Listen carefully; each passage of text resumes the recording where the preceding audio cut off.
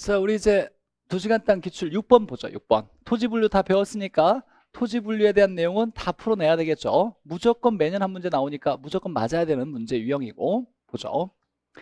자, 택지 지역 내에서라고 나왔어요. 택지 지역 내에서.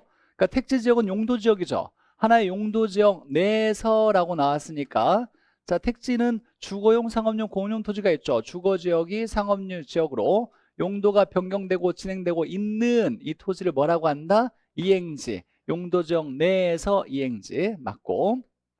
자, 필지는 등기 등록단이죠. 우리가 등기할 때 필지별로 등기하니까 등기단이다, 등록단이다. 자, 등기하면 하나의 지번이 부여된다. 맞네요. 필지, 등기 등록단이.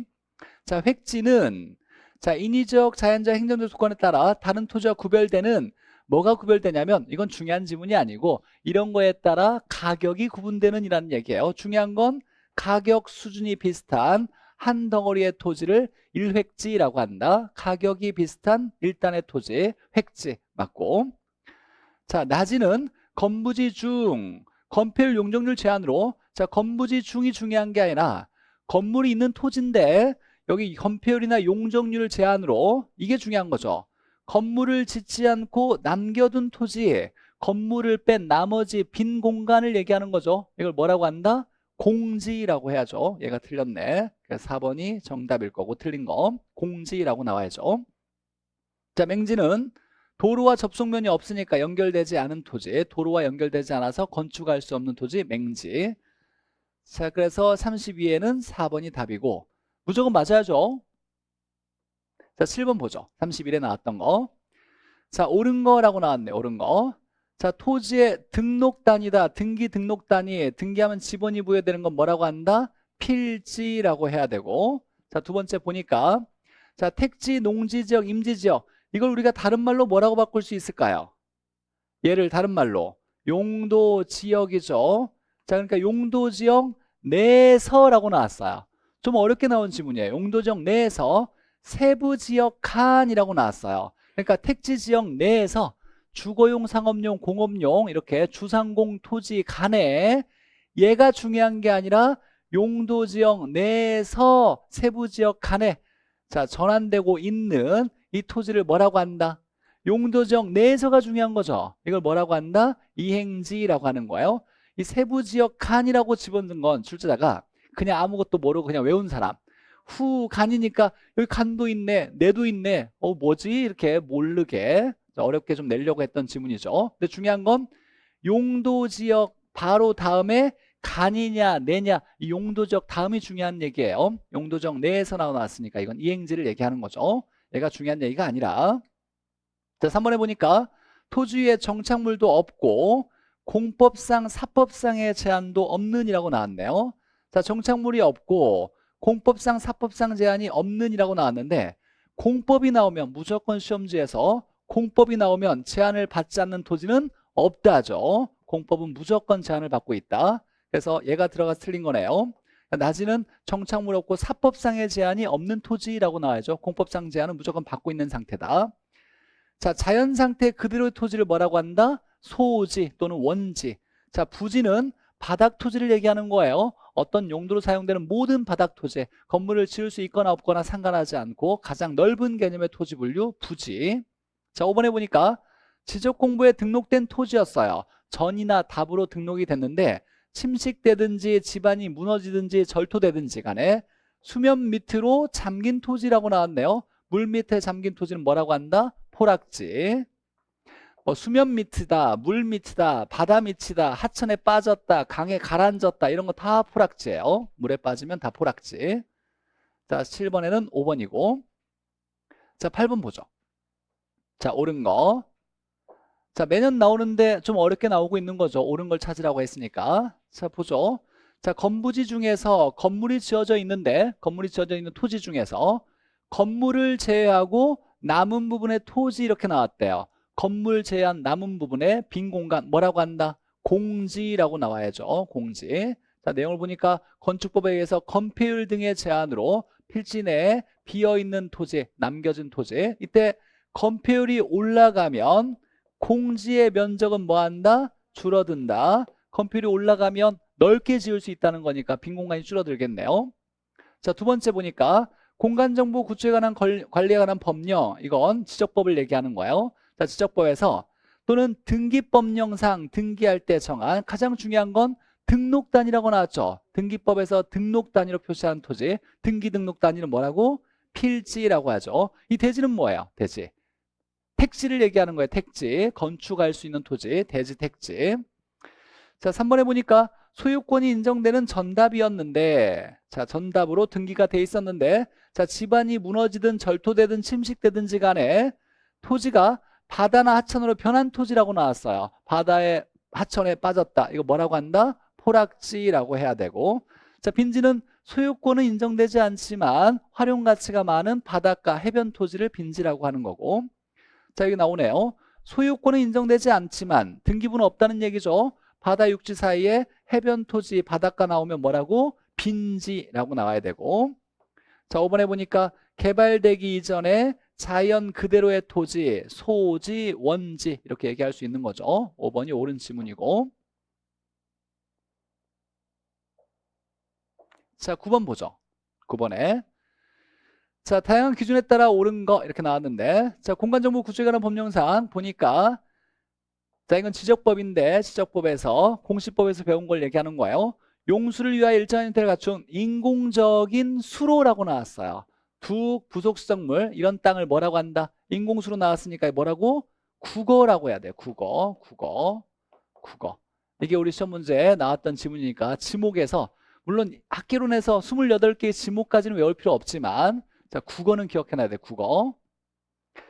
자, 나중에 9시월달 가면 지목에 대해서 일부 우리 시험에 나왔던 거 다 한번 정리는 해주긴 하겠지만, 일단 여기서 인공수로 나오면 또랑 나오면 국어 이렇게 생각해야 되고.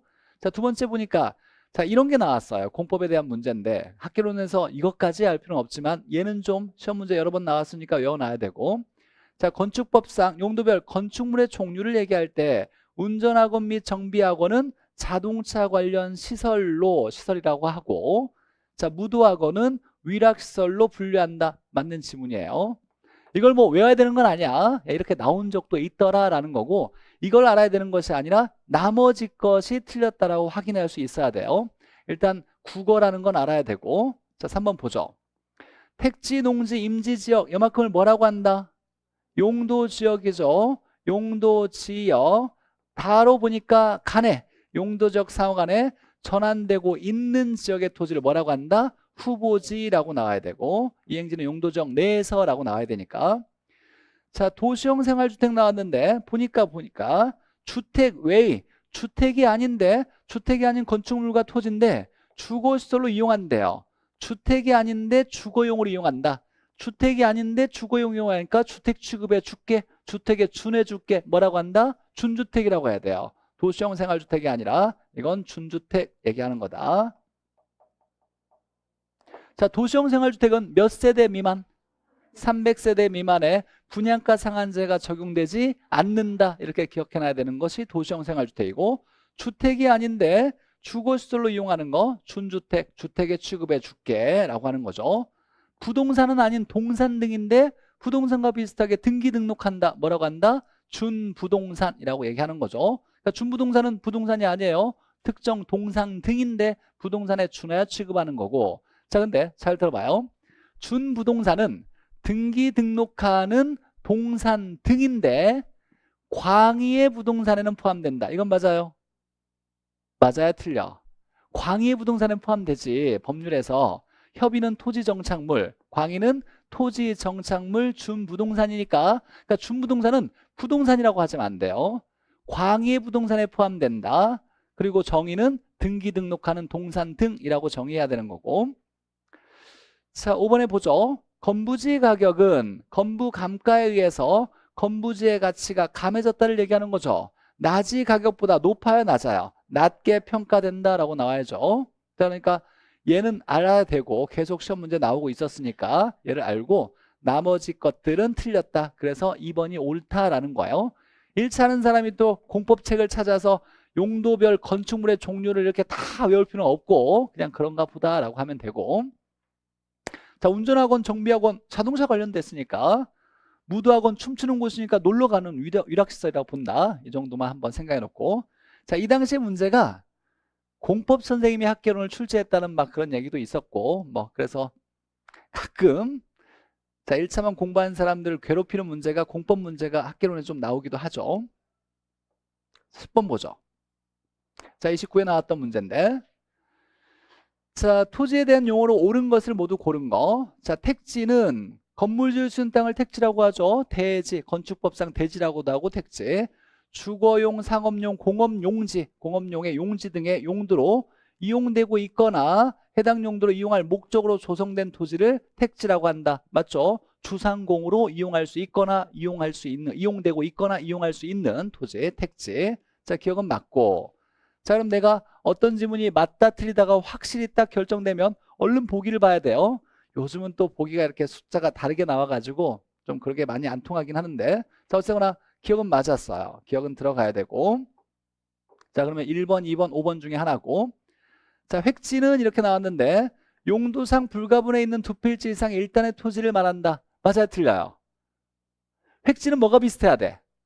가격 수준이 비슷한 일단의 토지지 불가분에 있는 두 필지 이상의 토지를 얘기하는 건 아니에요. 그러니까 이 정의가 틀렸어요.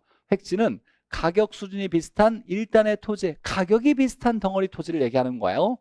자 여기서 말하는 용도상 떼어놓을 수 없는 두 개의 필지, 여러 개의 필지를 합쳐서 얘기하는 건 그냥 덩어리 토지라고 얘기하는 거예요. 요만큼을 정의하는 건 일단지라고 얘기해요. 하나의 덩어리 단자예요. 한 덩어리의 토지라고 그냥 얘기하는 거고, 이때 획지의 정의는 가격 수준이 비슷한 일단의 토지라고 나와야지. 이런 건 정의가 틀린 거죠. 니은은 틀린 거고. 자 디귿을 보니까 이게 나왔어요. 지가의 공시를 위해 어쩌고 저쩌고 선정한 토지 나오면 표준지가 나와야지. 표본지가 아니라 표준지. 디귿도 틀렸고. 그러니까 니은 디귿 들어간 건 틀린 거죠. 디귿 들어간 거 틀린 거고 니은 들어간 거 틀린 거고. 자 리를 보니까 자 택지, 농지, 임지 이렇게 나오면 얘는 뭐라고 얘기할 수 있다? 용도지역이죠. 용도지역 상호 간에 전환되고 있는 이 토지를 뭐라고 한다? 후보지라고 해야 되겠네요. 후보지. 그래서 옳은 건 1번만 옳은 거고, 좀 어렵게 출제가 됐지만 그래도 맞을 수 있어야 돼. 획지는 가격이 비슷한 일단의 토지를 얘기하는 거야. 일단 나왔다고 다 무조건 획지가 아니라 가격이 비슷한, 이게 중요한 거죠. 가격 수준이. 자 특히 그리고 만약에 아직 우리 시험 문제는 등장하지 않았는데 여기에 후보지라고 나왔어요. 자 용도지역 상호 간에 이건 맞았어. 후간은 맞았는데 여기에 전환이 이루어진 후에, 전환이 끝난 전환 후의 토지라고 나오면 맞아요, 틀려요? 틀려요. 항상 전환되고 있는, 진행 중에 있는 토지를 얘기하는 거예요. 무슨 얘기냐면 자 이 토지가 있을 때 얘가 원래 농지였는데 얘가 택지로 바꾸려고 할 때 중간에 있을 때, 전환되고 있을 때 얘가 이름이 없으니까 얘가 용도지역이고 용도지역인데 용도지역 상호간에 전환 중이니까 후보지라는 말을 쓰는데, 전환 중에 있을 때 얘를 후보지라고 하는 거지. 전환 전은 뭐였어요? 전환 전은 뭐였어? 농지였어. 전환 후는 뭐가 돼요? 택지예요. 이름이 있어. 그러니까 후보지란 말을 쓸 필요가 없는 거예요. 후보지는 전환 중에 있을 때, 자, 더 이상 농지 아니고 아직 택지로 바뀌어지지 않아서 후보지란 말이 필요했던 거고, 전환 후는 역으로 바꿔주는 거죠. 그래서 중요한 건 전환 전이나 전환 후를 얘기하는 게 아니라 전환되고 있는, 전환이 진행되고 있는 토지를 후보지, 이행지 이렇게 얘기하는 거예요.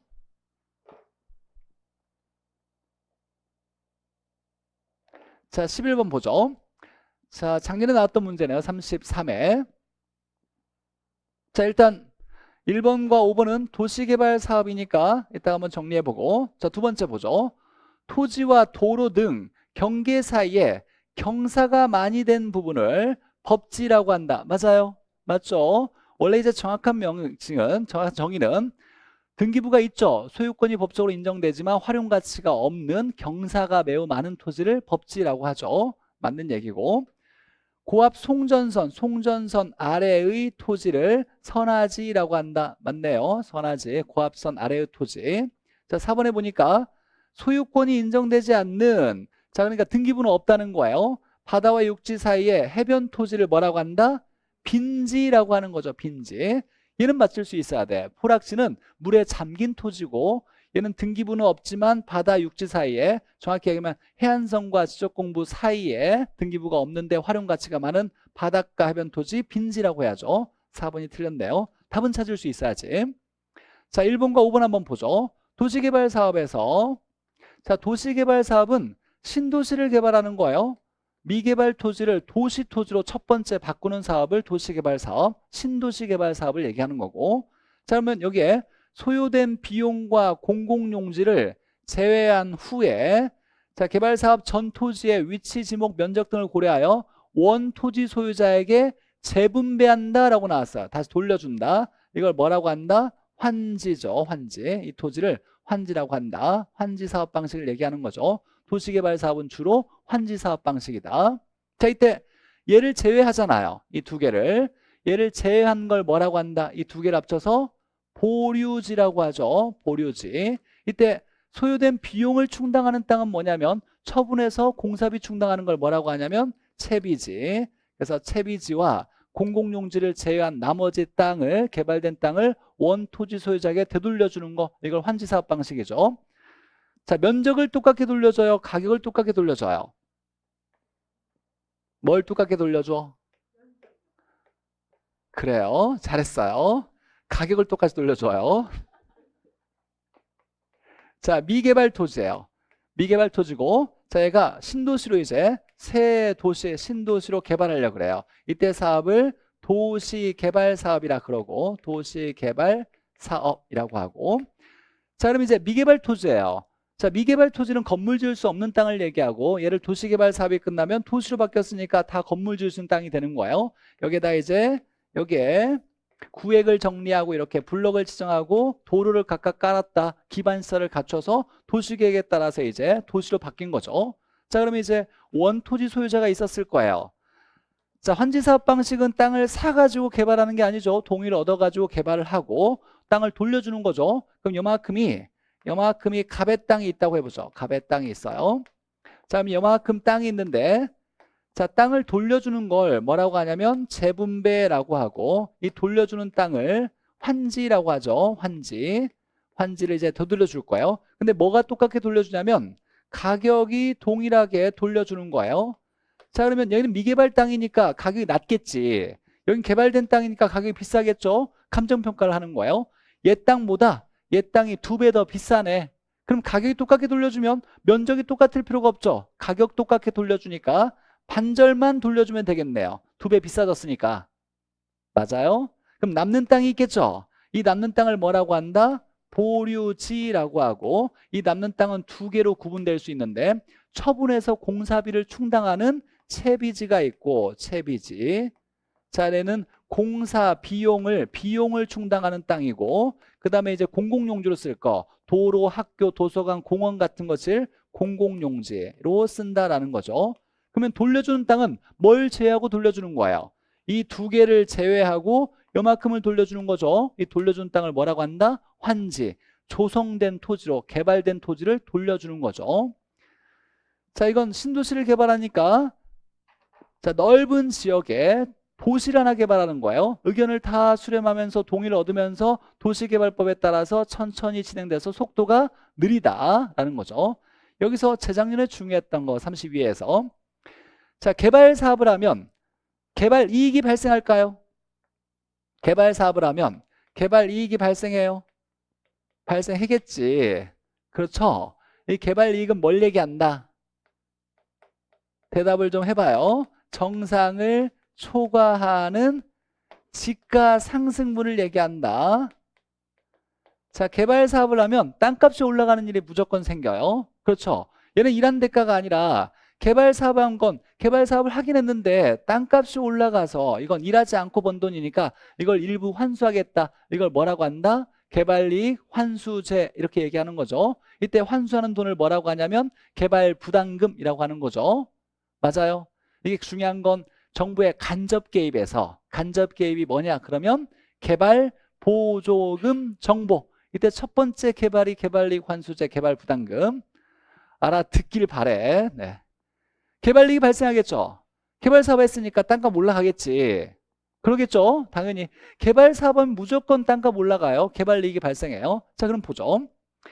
자, 얘가 개발을 1차적으로 했을 때 땅을 돌려줬는데 이건 감정평가에서 가격 똑같게 돌려줬어요. 자, 그럼 이 땅은 누구야 이제? 갑의 땅이죠. 원 토지 소유자가 돌려받았어.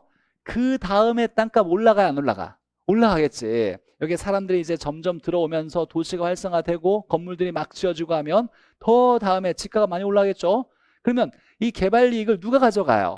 원 토지 소유자가 가져가는 거예요. 그래서 도시개발 사업에서 중요한 지문이 이거예요. 도시개발 사업을 했을 때 개발 이익을 정부가 환수하기가 쉽다, 어렵다? 어렵다예요. 이 개발 이익을 누구에게 귀속될 가능성이 크다? 토지 소유자, 원 토지 소유자가 가져갈 확률이 가능성이 높다. 정부가 뺏어가기가 어렵다라는 게 도시개발 사업의 큰 단점이었어요. 근데 공영개발은 어때? 공영개발, 정부가 땅 사서 바로 다 진행하는 거. 주로 정부가 강제 수용을 통해서 땅을 사서 농지를 수용해요. 이걸 택지로 바꾼 다음에 이걸 건축을 해. 건축하는 거 개발한 거예요. 이걸 분양하거나 임대하는 거예요. 정부가 처음부터 끝까지 다 해요. 이걸 공영개발. 자, 그러면 건축했잖아. 개발했잖아. 개발 이익이 있어요? 있겠지. 땅값 올라가겠지. 정상을 넘어서 올라간 땅값. 이건 다 누구 거예요? 정부 거야. 그러니까 공영개발은 개발 이익 환수가 용이하다. 개발 이익을 정부가 다 가져가는데 아무 문제가 없는데 얘는 그렇지가 않다. 땅을 돌려줬는데 땅값 올라가는 걸 원토지 소유자가 가져가니까 정부가 뺏어가기가 어렵다. 이런 내용이었어요. 자, 그래서 다시 한번 읽어보면, 자, 도시개발사업, 신도시개발사업이죠. 얘는 주로 무슨 방식? 환지사업 방식을 쓴다. 환지를 쓰고, 자, 이걸 제외한 소요된 비용과 공공용지를 제외한 땅을 토지 소유자에게 돌려준다예요. 그러니까 중요한 건, 자, 환지 방식이 나오면 무조건 재분배라고 나와야 돼. 재분배. 재매각이 아니라 정부 샀다가 다시 파는 게 아니라 재분배. 나중에 정책론에서 계속 나올 얘기예요. 환지는 재분배. 이때 이걸 빼고 돌려주는데 이만큼을 보류지라고 하는데 소요된 비용, 공사비 얘기하는 거예요. 공사비를 충당하는 걸 뭐라고 한다? 채비지. 그래서 5번에 또 이렇게 나왔어요. 도시개발 사업에 필요한 경비, 공사비죠. 이걸 충당하기 위해서 환지로 정하지 아니한 토지를 뭐라고 한다? 채비지. 경비 충당한다. 공사비 충당하는 땅을 채비지를 한다. 맞네요. 처음으로 토지에 분류해서 이제 낼 게 없으니까 도시개발 사업에서 나왔던 이 지문을 썼네요. 토지에서 채비지, 환지. 이거 두 개가 나왔고. 자, 근데 답은 쉬웠잖아요. 그죠? 빈지 찾아낼 수 있어야지. 포락지는 물에 잠긴 토지니까. 자, 12번 보죠. 자, 토지 용어의 설명이 틀린 거. 부지는 어떤 바닥에 있는 토지는 무조건 다 부지라고 얘기할 수 있어요. 도로 부지도 되고 하천 부지도 되고 어떤 용도로 이용되는 바닥 토지를 말한다. 모두 다 쓸 수 있는 토지, 부지 맞는 얘기고. 자, 선화지는 고압선 아래의 토지로 제한을 받는 경우가 있다. 맞고. 자, 맹지는 도로에 접하지 않은 토지죠. 직접 도로에 연결되지 않은 토지를 말한다. 맞고. 자, 후보지는 이만큼 또 나왔네요. 임지, 농지, 택지. 이걸 뭐라고 한다? 용도지역이라고 하는 거죠. 용도지역 상호 간에 전환되고 있는 토지를 후보지라 한다. 맞네요. 자, 5번에 보니까 물의 침식으로 인해서 자, 수면 아래로 잠기거나 하천으로 변했대요. 물에 빠진 토지죠. 뭐라고 한다? 포락지라고 하는 거죠. 빈지가 아니라 포락지. 빈지는 물에 잠겼어요? 안 잠겼어요? 안 잠겼지. 만조수위선부터 지적공부 시작될 때까지니까 물이 가장 넓게 많이 찼을 때부터 여기까지니까 물이 안 차 있는, 물에 가라앉아 있지 않는 육지 얘기하는 거야. 해변 육지 토지. 자, 그래서 지적공부에 등록된 토지가 물에 침식되어 수면 밑으로 잠긴 토지, 포락지 얘기하는 거죠. 5번이 틀렸고. 그래서 우리는 이제 총론에서 토지 분류는 무조건 맞아야 된다. 이제 맞을 수 있을 거라 생각하고. 자, 주택 분류 보죠. 주택 분류. 자, 외워야죠. 건축법상 주택의 분류. 자, 공동주택에 아파트가 있고 우리가 암기할 때 연세, 가중 이렇게 외웠죠. 단독이 있는데. 자, 암기할 때 연세, 가중 그 다음에 4, 4, 3, 3, 6 이렇게 외웠고 첫 번째만 6초가 이렇게 나온 거죠. 얘만 초가. 나머지는 다 이하. 이렇게 다 이하라고 외웠고. 자, 그래서 이 연세는 공동이고 가중은 단독이고. 근데 보니까 단독에 얘와 얘가 똑같아요. 세계층, 세계층, 660, 660 이하, 이하 다 똑같죠? 구분을 해야 되겠네. 구분할 때 다중에 가장 중요한 특징은 뭐다? 독립된 구조가 아니한 것으로, 독립된 구조가 아니어야 돼요. 그러니까 각 실마다 별도의 취사시설을 갖추지 아니한 것으로 라고 나와야 돼요. 독립된 구조가 아니한 것으로 이렇게 나와야 돼요. 옛날 하숙집 얘기하는 거죠. 즉 학생과 직장인들이 오래 머무는 곳으로, 자, 학교나 직장이 멀면 그 근처에 하숙집에서 많이 모여 살았으니까, 자, 학생과 직장인이 모여 사는 곳으로 독립된 구조가 아니다. 각 실마다 별도의 취사시설을 갖추지 아니한 것으로 단독주택으로 3개층 이하, 660 이하 이렇게 얘기하는 거. 다중주택 얘기하는 거고. 자, 아파트는 5개층 이상이면 바닥 면적 합과는 상관없이 무조건 아파트라고 한다. 5개층 이상 외워야죠. 연세, 가중, 4, 4, 3, 3, 6 이렇게. 자, 첫 번째만 초과, 나머지는 다 이하.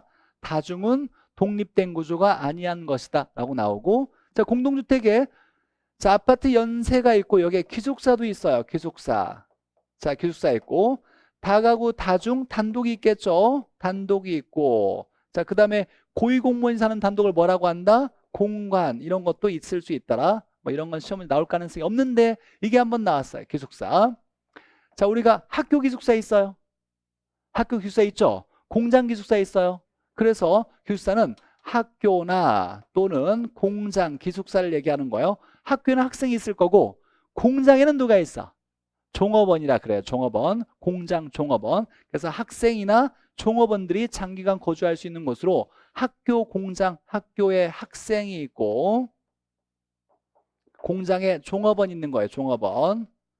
얘들이 오랫동안 머무를 수 있는 곳으로 라고 나오면서 이제 쭉 정의가 나오겠죠. 기숙사도 있더라 라는 거고. 중요한 건 연세 가중을 외워놔야 돼요. 연세 가중. 자, 다른 주택 보니까 일단 다중 보죠. 다중.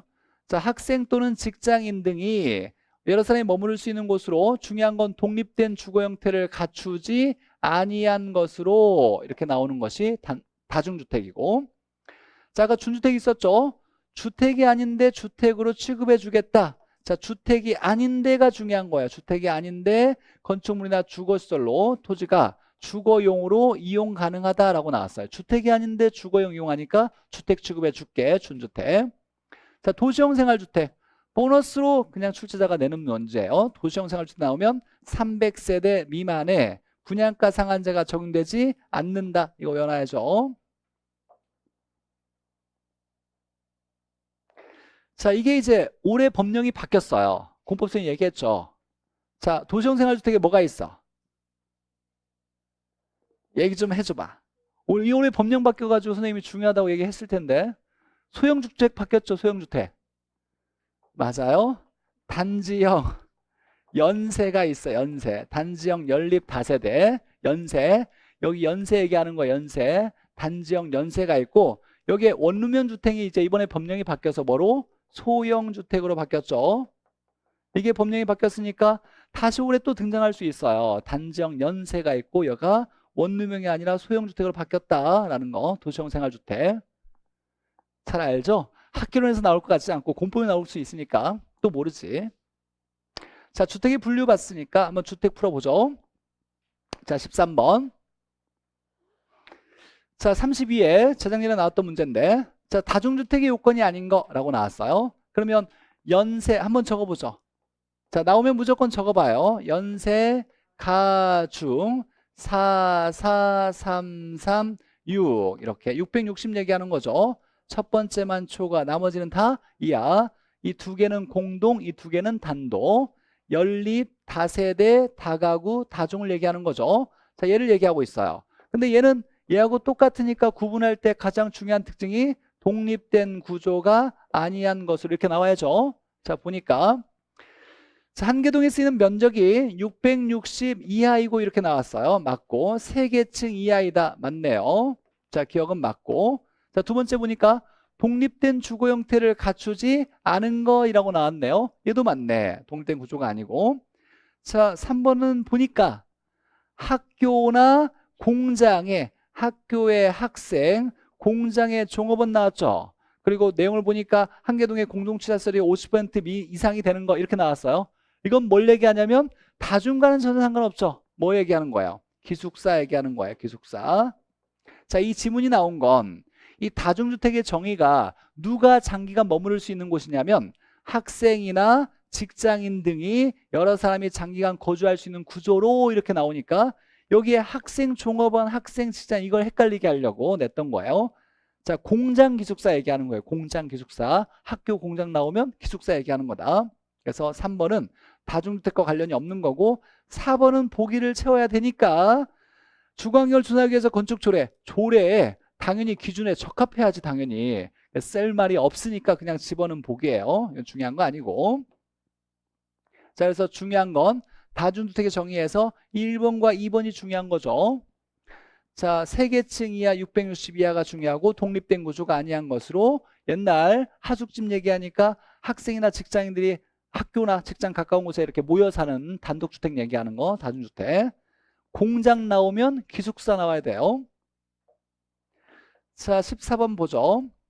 자, 연세가중 44336 머릿속에 딱 그려놨다고 치고 자, 옳은 거라고 나왔어요. 자, 연립 나오면 660 초가 나와야죠. 660 이하가 아니라 초가라고 나와야 돼요. 4계층 이하는 맞지만 660 초가 이렇게 나와야 되고 다가구 연세 가 세 번째 36 이하 나와야죠. 그래서 3계층 이하는 맞지만 330이 아니라 660 이하라고 나와야죠. 얘가 틀렸고 다세대 나왔어요. 다세대 연세니까 4, 6 이하 이렇게 나와야 되겠네요. 330 이하가 아니라 660 이하고 5개가 아니라 4계층 이하 이렇게 나와야죠. 틀렸고 자, 5번 먼저 보죠. 도시형 생활주택 나온 몇 세대? 300세대 미만에 이렇게 나왔고 자, 이건 아직 안 바뀌었는데 단지형 연립 단지형 다세대 연세가 있고 얘가 바뀌었죠. 얘가 법령이 바뀌어서 원룸형이 아니라 뭐다? 소형주택으로 바뀌었다. 소형주택으로 바뀐 거고 자, 4번에 보니까 자, 다중으면 36 이하 이렇게 나와야죠. 660 이하 3계층 이하 그리고 하나 찾아볼게. 독립된 구조가 아니한 것으로 이렇게 나와야죠. 독립된 주거 형태가 아니며 맞아요. 여기까지 맞으면 이건 다중주택이고 좀 더 구체적으로 얘기할 때 학생, 직장인 등이 오랫동안 머무르는 곳으로 이렇게 나와야 돼요.